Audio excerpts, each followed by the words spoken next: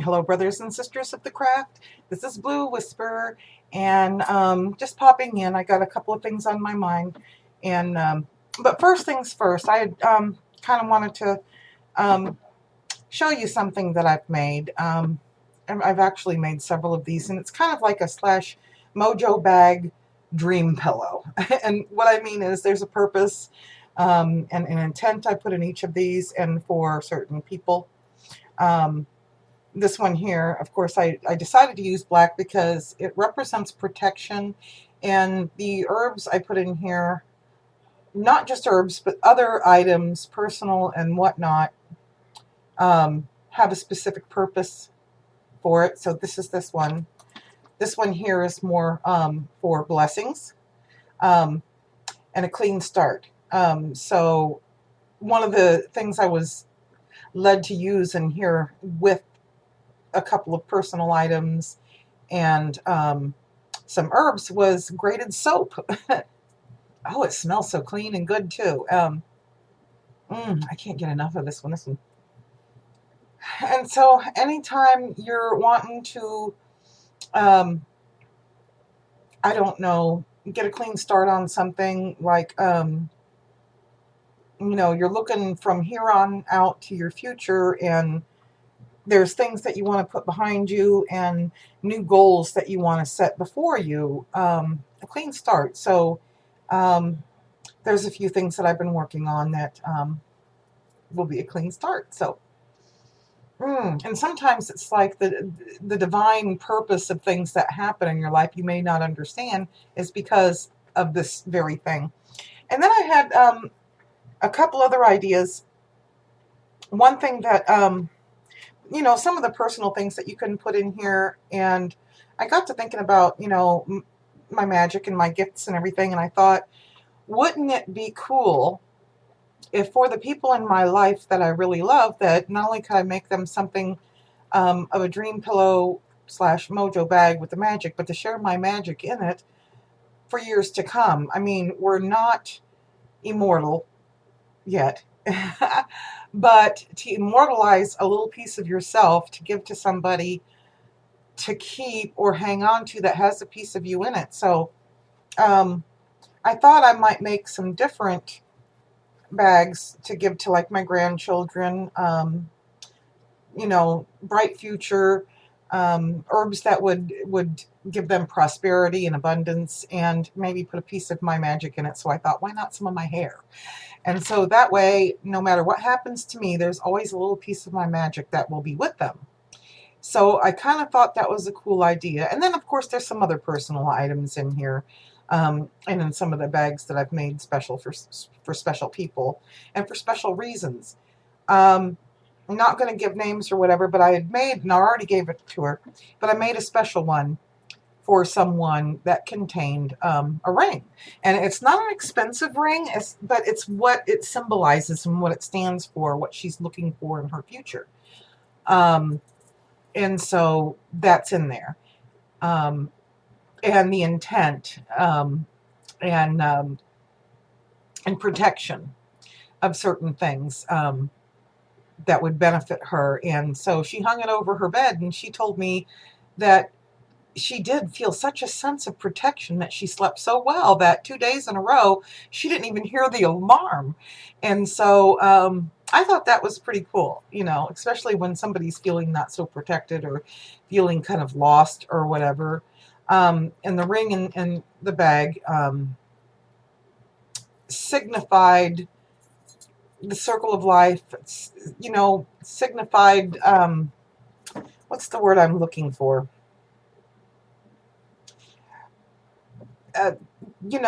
No end, so that the prosperity and the protection would have no end, I guess. Somebody help me out. You know what word I'm looking for. But anyway, so that was that. But right now, I'm just kind of concentrating on something. I have a friend who's quite toxic to me at this point, but she doesn't realize it. And I'm sure all of you have dealt with somebody like this at one time or another. And the only reason I'm bringing it up is because I feel bad for avoiding this person, but because of the negativity that she puts out there and wants me to entertain in with her, I can't do it anymore. I feel like the negativity affects me on a personal level as well as my magic. Um, and no matter how much magic I do for this woman, it's not going to work because she doesn't want it to work. Let me explain. Um, when I came back to the craft and started practicing again, she never knew of my past. And she had no idea how long I had been practicing again, so she just assumed I just started. She's the type of woman that doesn't listen, and you can't really tell her anything, and I, I don't know. But she had been what she says is a lifelong witch. Um, I hate to say whether somebody's very good or bad, but as far as witchcraft is concerned, I think she sucks at it because um, she doesn't really practice. I mean, she goes along more of the Wiccan rules, I guess. She calls herself a high priestess, and she wanted to be my high priestess. I don't really need one. I don't believe in the religious side of it, and I'm not Wiccan. So, but you know, you kind of let it go because it's going to go in one ear and help the other anyway, no matter what you say. But the problem is she's been very sickly all her life. And I really strongly believe that if you're a very good witch, you can heal yourself. Maybe it might take some time. Maybe there's things that you have to polish up on. I believe that the body is ever healing and we can heal ourselves. And even I can heal myself of things. But the thing of it is when you stop believing, when you don't believe it, when you let that doubt come in, well, then no, you're not going to be healed. Who was it that said, if I can't even remember the quote now or whatever hand, but it's like, if you believe nothing but good things will happen, you're right. If you believe nothing but bad things will happen, you're right. Um, so I think that when it comes to the healing process, no matter how bad it is, and the law of attraction, and let me tell you, since I started adding the law of attraction into my spell work, wow, things happen fast. Um, and you know, I'm ever learning, and there's so much more to learn. But I really believe that if you give up, well, then you have exactly what you deserve. And I don't think it's fair for you to ask any other witches to do spell work for you or to send good vibes and precious energy if you're not going to accept it. Um, so basically, that's what I'm dealing with. And argumentative, trying to claim superiority over me, and as far as witchcraft is concerned, which I'm not saying I'm superior, but I really don't think anybody is superior to anybody else. Everybody has their own path. Everybody has their own level of magic. Everybody has what they are willing to accept and not accept. And so that's where I'm at. And I told her, look, I just don't want to argue, but she's insistent. Um, that she's tried everything and nothing works. Um, well, in my opinion, if you tried everything and nothing works, you probably didn't try hard enough or you didn't want it to work. And since this is, and I've been watching this thing, and I forget the lady's name now, Caroline Mass, it's spelled MYSS or whatever. She's an intuitive, uh, uh, she's into intuitive medicine in the medical community. And talking about digging out old wounds and controlling people in the conversations with these old wounds. Boy, she fits that to a T. But anyway, the strong personality, the taking over of the conversations, the thinking, the know-it-all crap, the negativity, you know, claiming she wants to be healed, but there's always an excuse. Always an excuse. If you say, well, have you tried you know, ginger for this pain? Oh, that don't work. Have you tried that? Have you tried this? Did you see this kind of doctor? Did you try that kind of spell? Did you do this? Nothing works, and nothing's going to work. She tried everything, and nothing's going to work, and the universe has it out for her. I don't know how to deal with somebody like this anymore, except to avoid him, and then eventually they find me. I'm feeling like I'm afraid to post anything on Facebook anymore because she's going to call me out. Um, I hate this. I really do hate this. And I'm at a loss for how to handle it because I've tried talking to her. I've tried being honest with her, but she's not accepting and she doesn't listen. Um, so if anybody has any suggestions on how I can deal with a fellow witch in a respectful manner without, and I'm not, I mean, if she does watch this video, oh well, I guess I'm busted, but she won't watch any of the videos because of the problems that she's having, medically. And when I tell her about the other witches that I watch on YouTube, there's, oh, you got to be careful what you're watching too. A lot of these people just became witches because of Harry Potter. But you can't really judge people, and you got to give them a chance. I mean, yeah, there's some of them out there that don't know what they're doing, and they make a YouTube, I'm sure. I haven't really personally run across a whole lot of them yet. To me, I don't care how you came across, coming into witchcraft. The point is you're here and it's still your path. And if Harry Potter was the one that, intrigued you and made you want to look a little bit further into it and you like what you found, well, so be it. Not my business.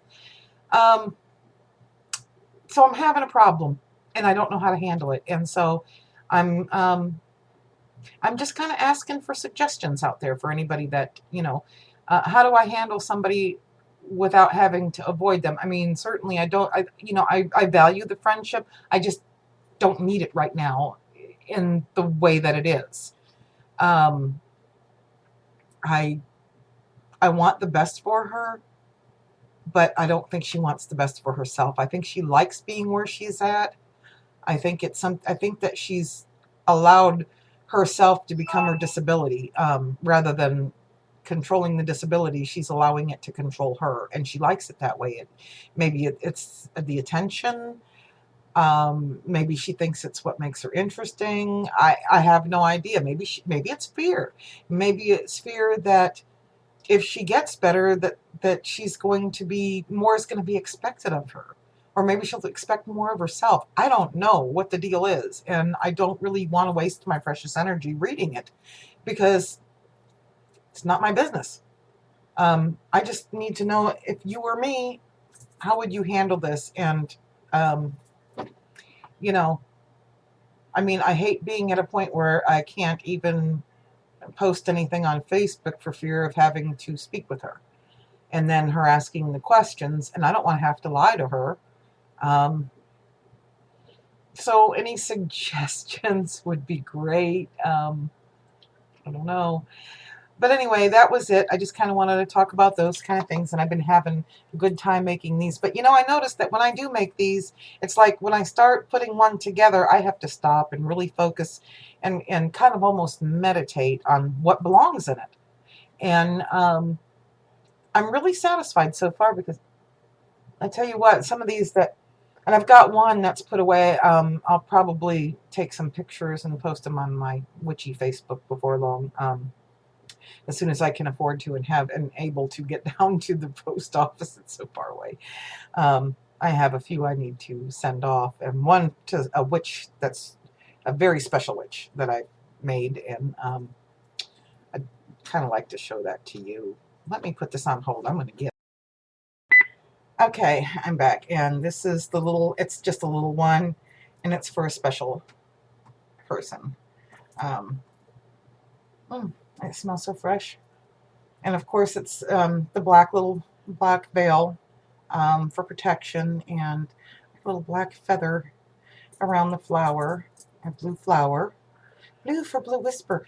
And then the herbs I put in here, I can't even remember what I put in here, but I think it's rosemary, sage, and I think some myrrh incense. Yeah, okay. Yeah, that's what I put in here. So it's kind of just a little sweet dream bag. And so that's for somebody special. And it's not really got a whole lot of intent and put into it, because I feel like a fellow witch should be able to put in her own intent into, because I don't know what her needs are. So I just put in just sweet dreams, basically. and nice smells and protection. And then what she does with it after that, or how she handles it or whatever, if she gives it away or whatever, that's you know, totally up to her. But this is the way I felt. It's just a little one. And I've made several little ones like this. So anyway, that's it. I'm looking forward to seeing advice from my fellow crafters. And so I'm coming to you with that. And here in just a little bit, I'm going to be watching Lady Grave Dancer and Gabby. Yes, Tequila and Gabby live. And just hoping that the weather holds out so I can keep my connection. Okay, so with that, everybody, blessed be.